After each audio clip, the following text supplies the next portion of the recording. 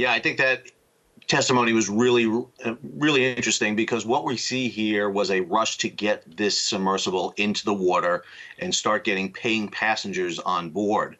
And it appears that they were really rushing, putting safety aside and taking risks that eventually led to the disaster that we saw befall them back in June. And there was also talk of mission specialists being used to get around US regulations while it was also operating in international waters. What do we learn about that? So we've seen Ocean Gate was operating at different times in the United States, and they kept running into this issue about putting passengers on board. And so one of the testimonies came from a former CEO of Ocean Gate, where they were looking at actually maybe making passengers part owners, but then they came up with the idea of a mission specialist so that they were not just passengers on board, but were doing scientific research. And most importantly, that got them out of the U.S. Coast Guard doing certification and inspections on the vessel. And that was the big issue. What Stockton Rush did not want to do was slow down the development of the submersible and stop money from flowing in to keep the company afloat. So did Ocean Gate actually break any rules or regulations? No, Ocean Gate was operating really on the cusp of a new area. And, everyone who operated submersibles had always operated in the idea that safety was paramount. And I think there was never really a consideration that someone was going to take a new submersible into this environment where there was a potential of risk. Every other submersible has been thoroughly tested, have been through the kind of the ringer here. But what we saw was Stockton Rush introduced a new technology, the carbon fiber technology, and no one had really certified or tested it. And he found a way to get that submersible in the water without oversight.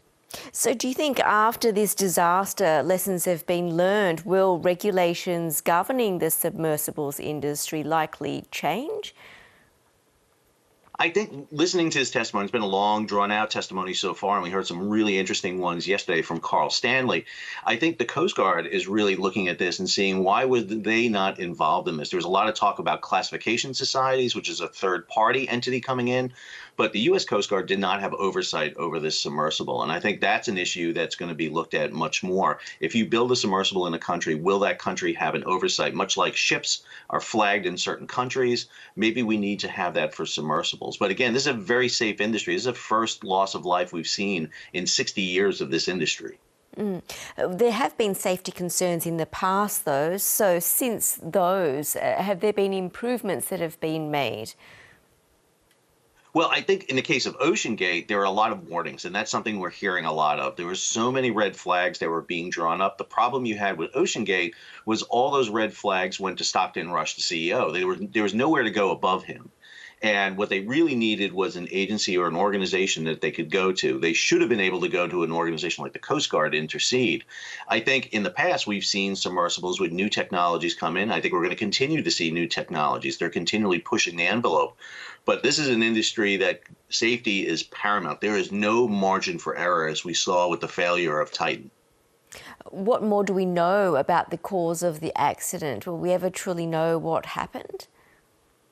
This type of loss at that kind of depth really doesn't leave a lot of evidence, but the most recent testimony yesterday by Carl Stanley indicated that he believed that there was a fault forming in the carbon fiber hull near the front of the submersible. And again, carbon fiber was a technology that had not been used before in this type of technology. So, if you're going to use a new material at depth, at pressures where there's no margin for error, it has to be tested repeatedly and constantly without the chance of human loss of life. I'm not saying you're never going to see a carbon fiber submersible again, but I think if you see a new one, it's going to be tested much more rigorously than what was happening here with Titan and Ocean Gate.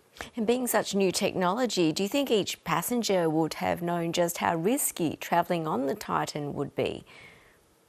Well, we heard from some voyagers on there who had gone on there, and they knew there was risk. They knew there was always going to be a risk. I mean, you don't dive to that depth without understanding there's certain risk. However, I do think that there needs to be acceptable risk, and I think there needs to be a provision put in place where people can go in something and safe. We use many modes of transportation today that have been tested rigorously, and we don't really think twice about it. Submersibles are much different. This one did not have the dives at depth, and most importantly, didn't have the outside agencies making sure that this new type of technology, this carbon fiber hull, was not degrading as each depth occurred. And just finally, what does this all mean for the deep sea tourism industry? I think it's going to continue on. I don't think you're going to see an end of it. When Costa Concordia had its wreck in 2013, you didn't see the end of cruise ships. We're going to keep seeing people wanting to go to depth and more depths and more places. However, I think it exposes, much like Titanic did when it sank in 1912, a risk, a loss of regulation. Everybody knew a ship could sink, but no one thought a ship the size of Titanic could sink, and therefore you didn't have enough lifeboats. I think we're going to see the same thing here with submersibles. The question is, who takes action? Is it going to be national? Is it going to be the United States and Australia making their own laws? Or are we going to see the International Maritime Organization intercede? Sal Mercogliano, really good to talk to you. Thanks so much for updating us on that.